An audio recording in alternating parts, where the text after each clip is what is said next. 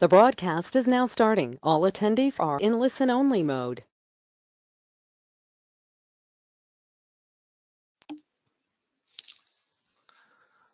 Good morning, I'm Jimmy from Search Laboratory. Welcome to today's webinar on the tools and techniques to join online and offline marketing sources.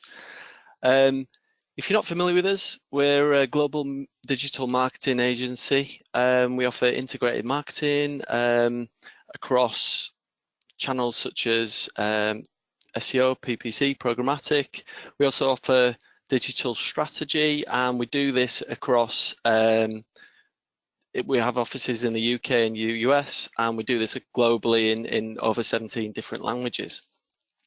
So a little bit of housekeeping. The webinar should last around 30 minutes, and if you've got any questions at any point, please send them to us via the chat box and I'll address them at the end. So the agenda for today. First, I'll go through the problem that faces us with offline and online data. Then I'm going to go through the solution to this issue, and then we're going to talk about activating it. So once you get around the problem, then it's what do you actually do with it, and then finally there'll be some time at the end for questions, like I mentioned. So why should we tie up online and offline? It's primarily about measurement. It's making sure that we're attributing the right value to the right activities. It's understanding the full journey of what is happening and not just what we're seeing from the data that we get online. And then secondly, it's about using that information to market better and activating the first party data that you have in CRM systems, and using that in your advertising and optimization tools. So a couple of examples of online journeys and problems. So this is a B2B lead gen journey. So we can see there's a few interactions there from display, PPC, and a brand search. And then somebody might then, after those sessions, then go and fill web form in. And that's the end of it. We wouldn't ever see any more information normally online.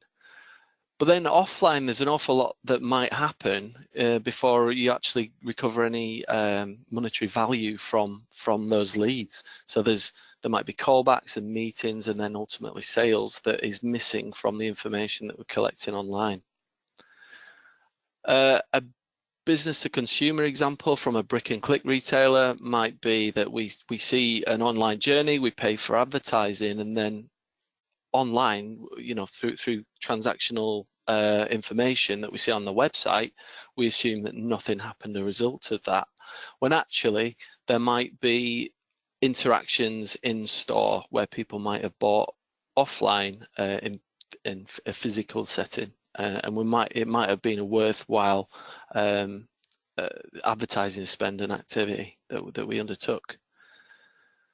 Just to give this a little more context, then we might, in terms of our optimization capabilities, we have two campaigns here from the CRM solutions, and we would normally treat these two campaigns exactly the same because the information that we're getting back is exactly the same.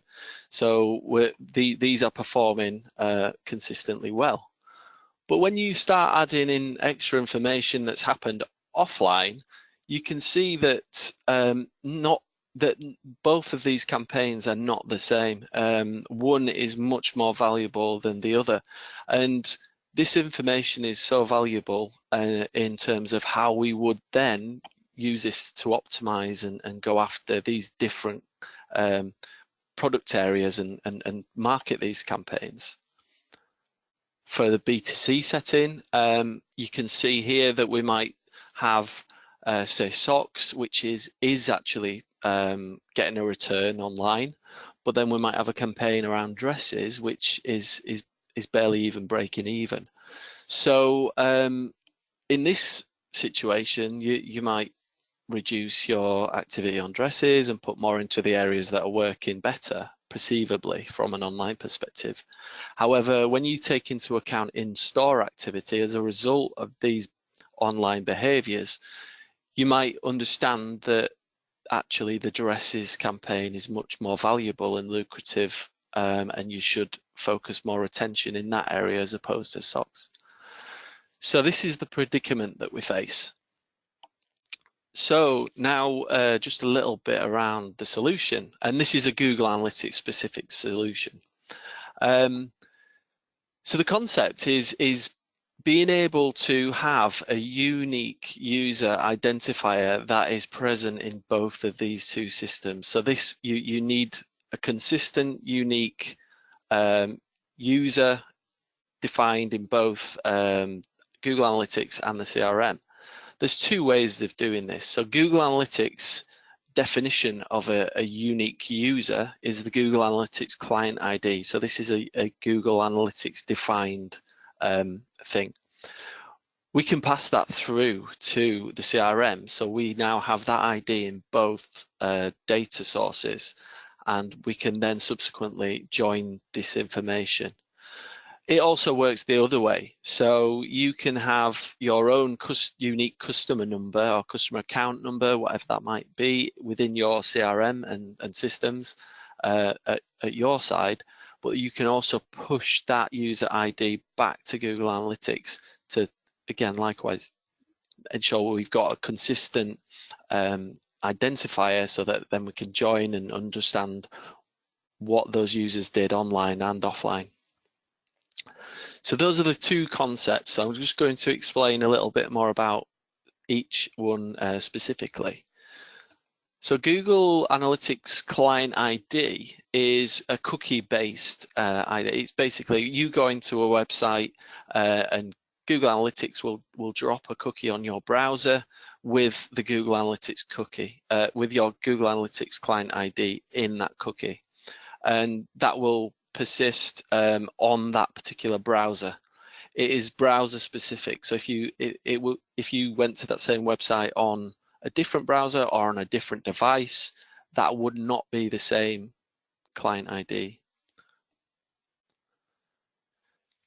So how do we join the client ID to your CRM?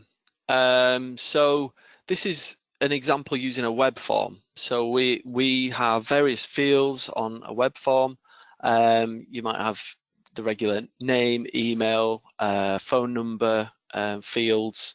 And in the form, we would also create another field that is passed through to the CRM. But this field is not a user. The user would not see this field. It's hidden.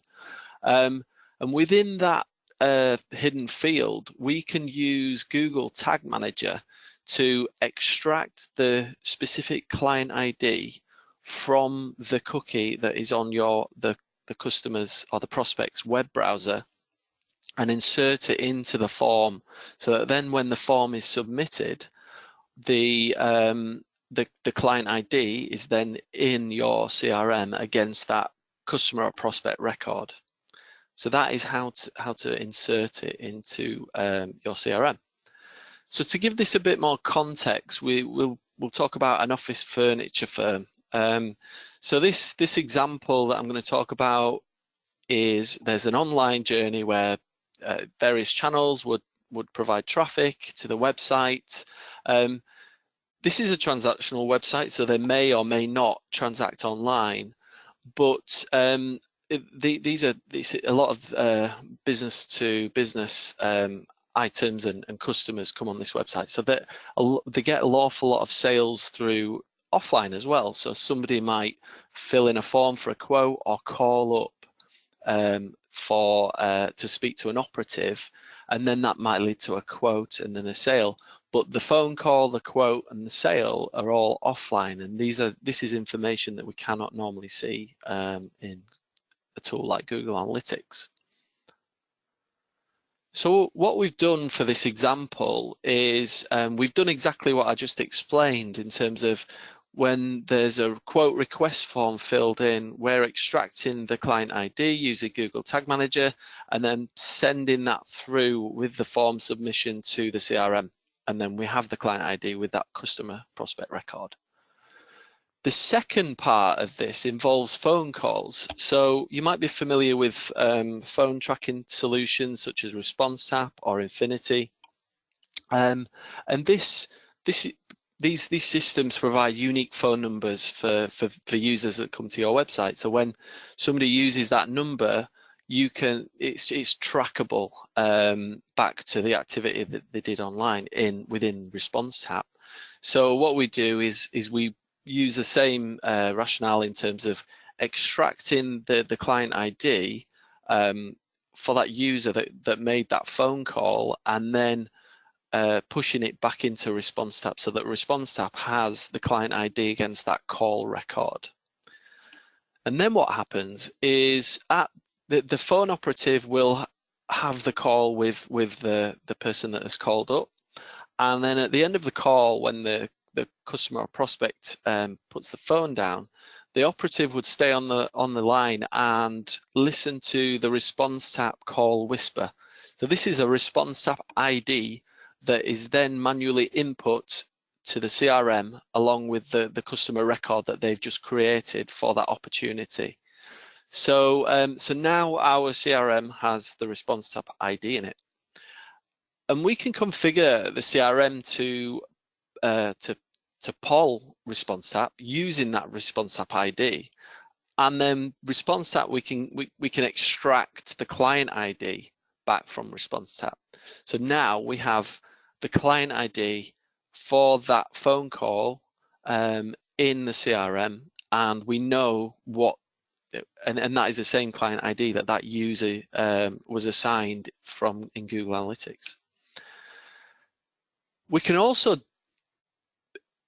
push information back to Google Analytics from the CRM. So this is using the Google Analytics measurement protocol.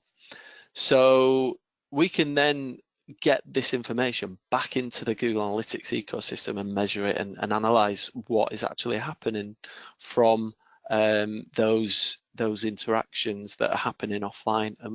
Just to give this a bit more context, so this will show exactly what is happening. So we're getting browsing behaviors, phone call information into Google Analytics. We might have leads created or quotes for this client that are going into the CRM. But then when the user goes through each stage on the way to a sale, we can then push this information back into Google Analytics using the measurement protocol.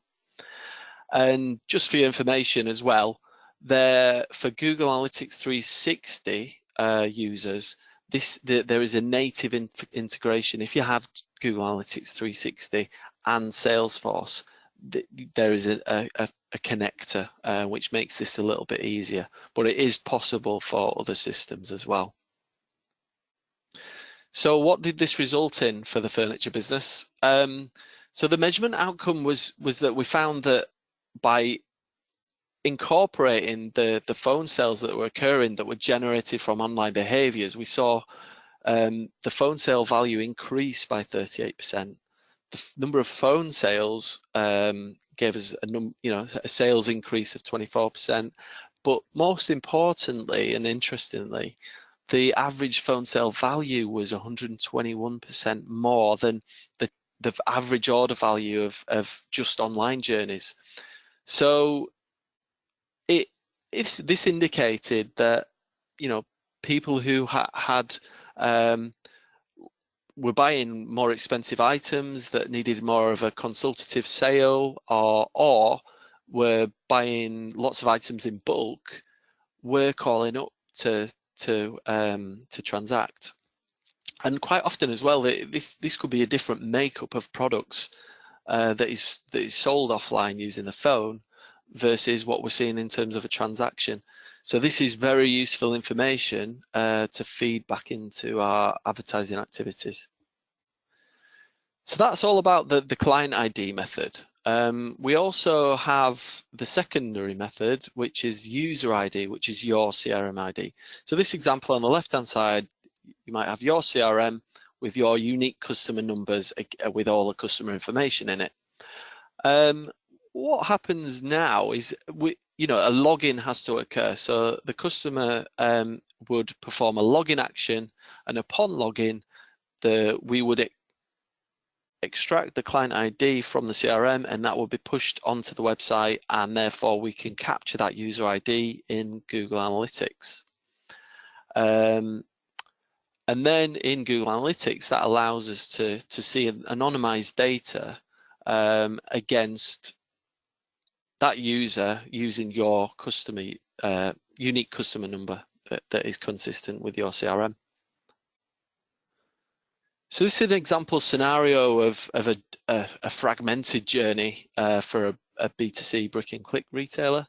So their initial interaction might have come through PPC. They might have logged in and then browsed the website and then gone away. Might come back to the website on a different device and then through a brand search, logged in and then browsed the website.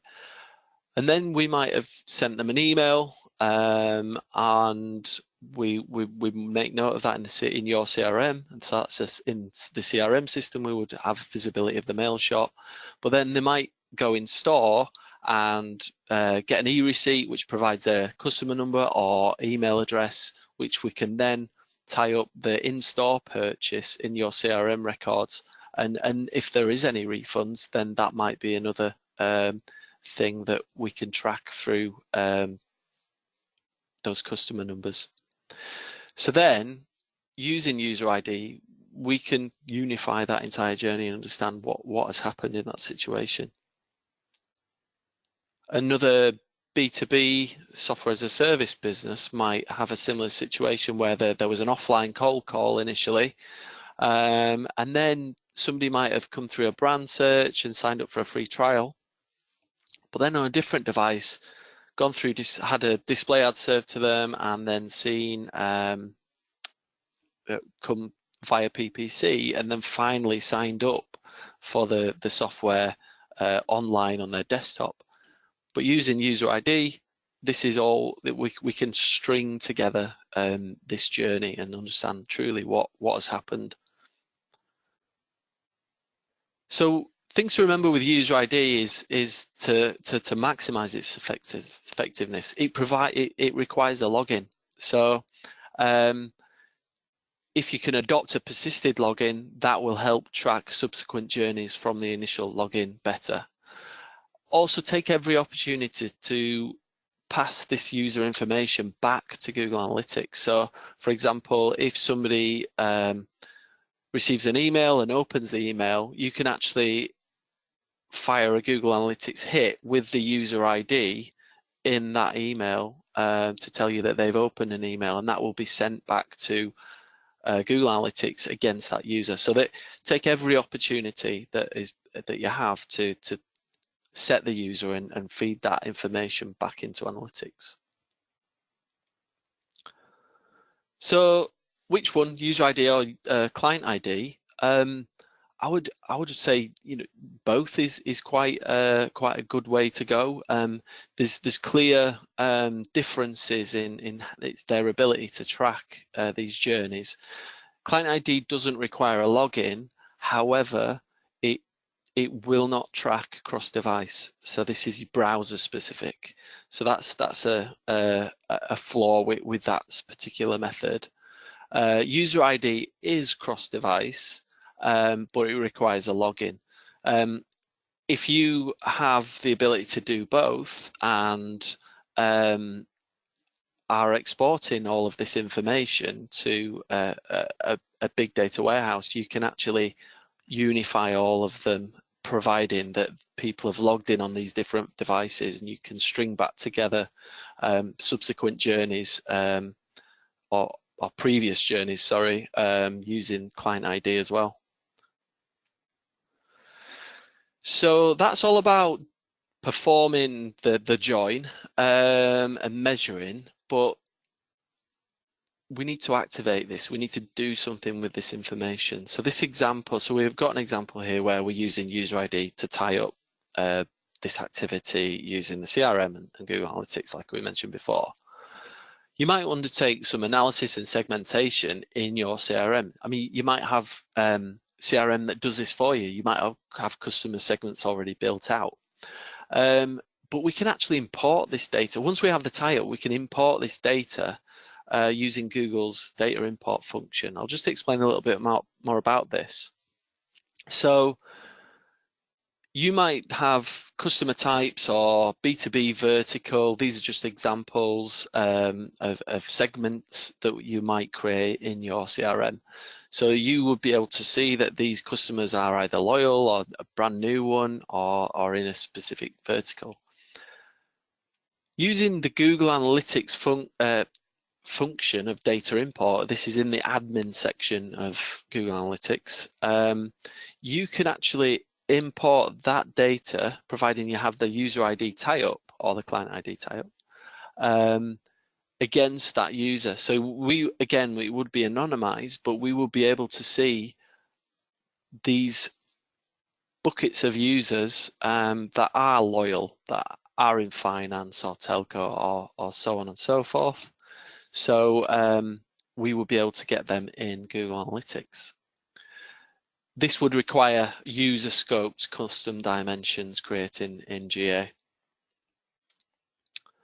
So we have our segmentation, we've imported our customer segments into Google Analytics using the custom dimensions. From the custom dimensions, we can then define GA audiences.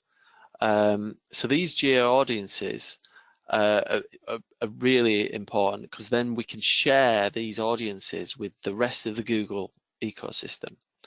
So we can share it with Google Ads or DV360 or even optimize to aid our website optimization efforts. So this is a very powerful feature of the Google marketing platform and how that works in an integrated way.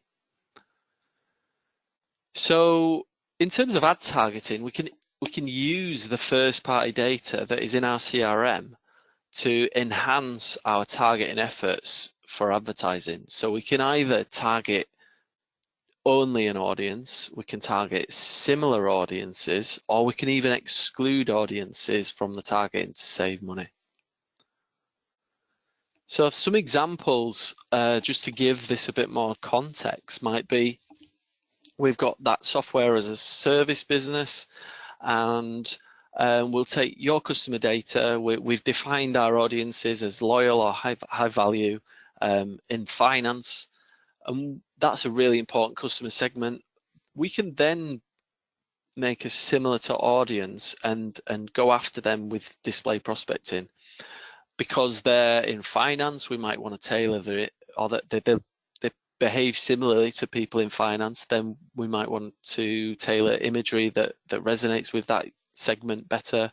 Because they're high value, we might want to have a better than normal introductory offer. There's all sorts you could do with this, and this is just a couple of examples.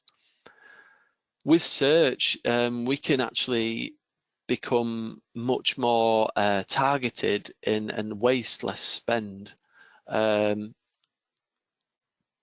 So in this example, we have office chairs, a broad generic keyword.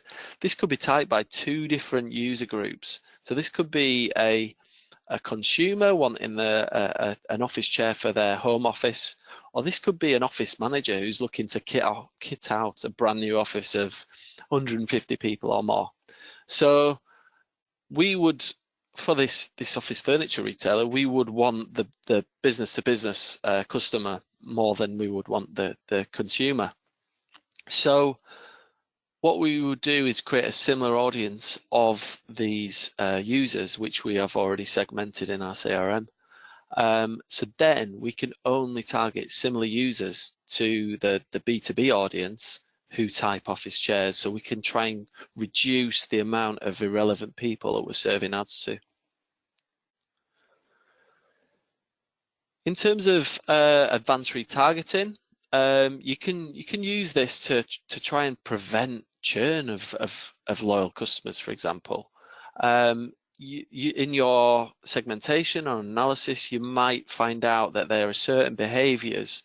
So in this software example, it might be interacting less with the product itself, if you're tracking that, and also a view of the invoicing page. this might be behavior that that people exhibit before they're just about to churn. So you can create a segment of around this, share the audience with the advertising platforms. You could potentially show YouTube videos or display ads to this specific set of people that feature new innovations with the product, or try to engage these type of customers to get back in and use the product more.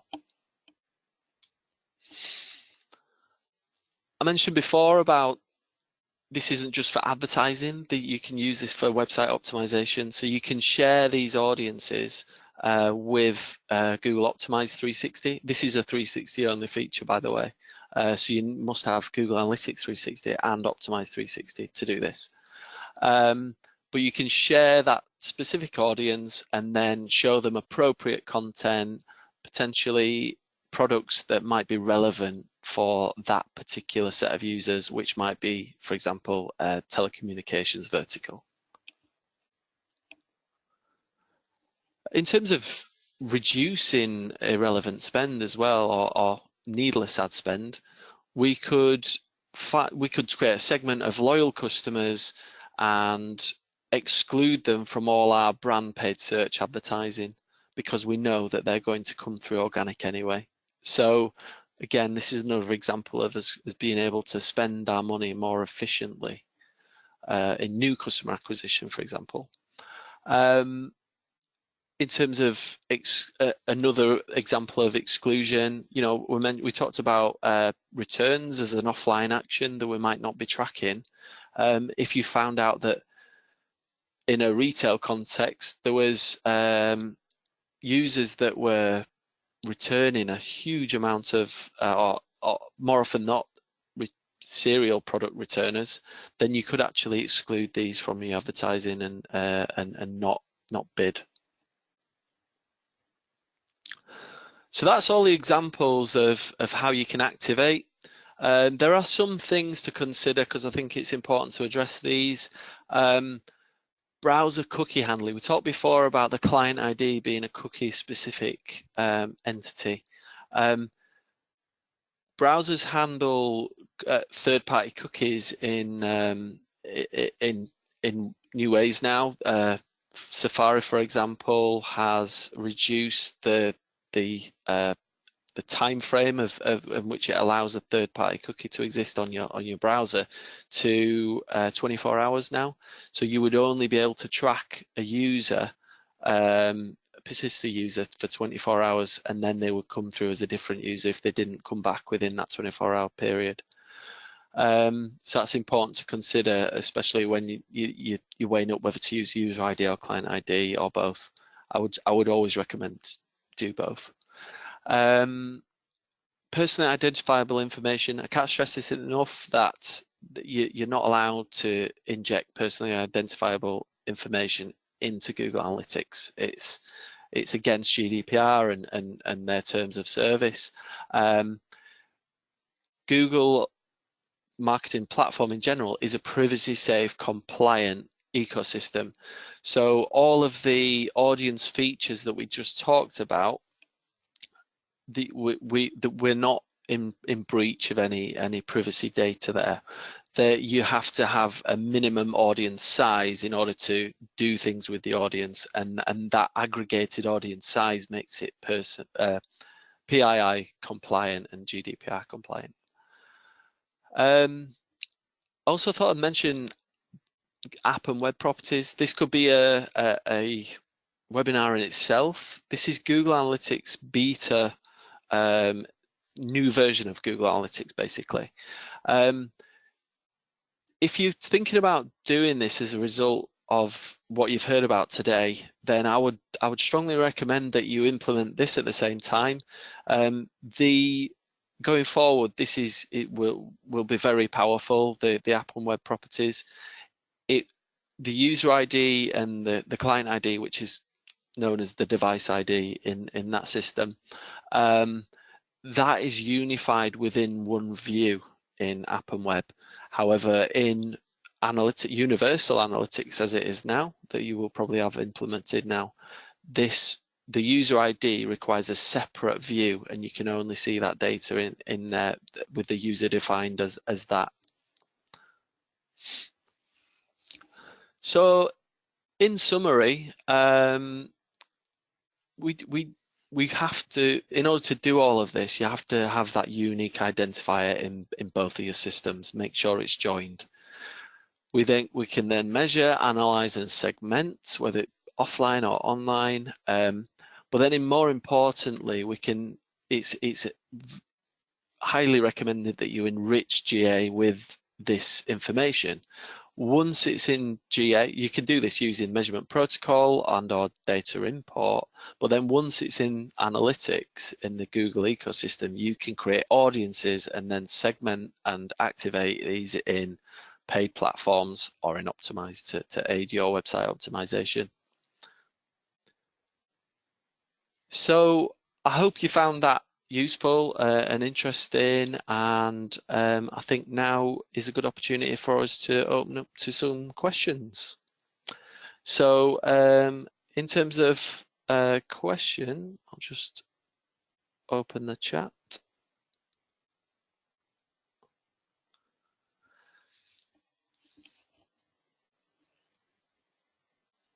We don't seem to have any questions yet.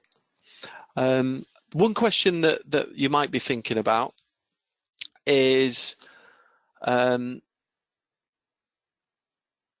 any way to segment to automate the segmentation? So we talked about segmenting in the CRM and things like that. In short, there is. However, this would require you to have the 360 enterprise version of all the tools. The reason being that you can these integrate with the Google Cloud ecosystem.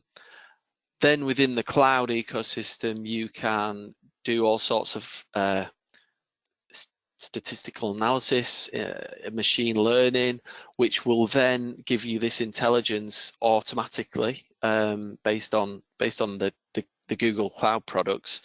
You can then use these Google Cloud products to push this back into analytics. Once it's in analytics, you can activate it in the paid platforms. So to do this in an automatic way, it's quite complex and requires these enterprise level technology solutions.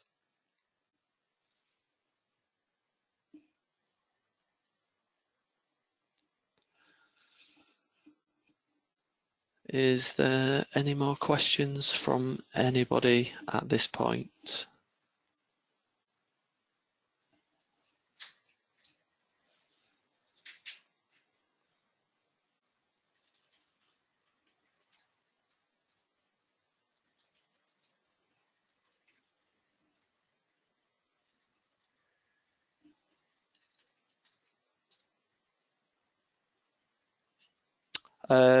We do have one more question. What advice do you have for data-driven attribution in GA? You can only, well, there's a new function of GA actually. It's outside of the usual GA reports, but there's a new attribution feature that has data-driven in it. It won't, in standard GA, it won't incorporate any impression level data. If you have GA 360, it will integrate with with DV 360, Search Ads 360, and there's data-driven available in GA 360, and that will incorporate impression level data into its calculations of an attribution. So if you're inputting more information from your offline sources, that will be incorporated in how the data-driven attribution works.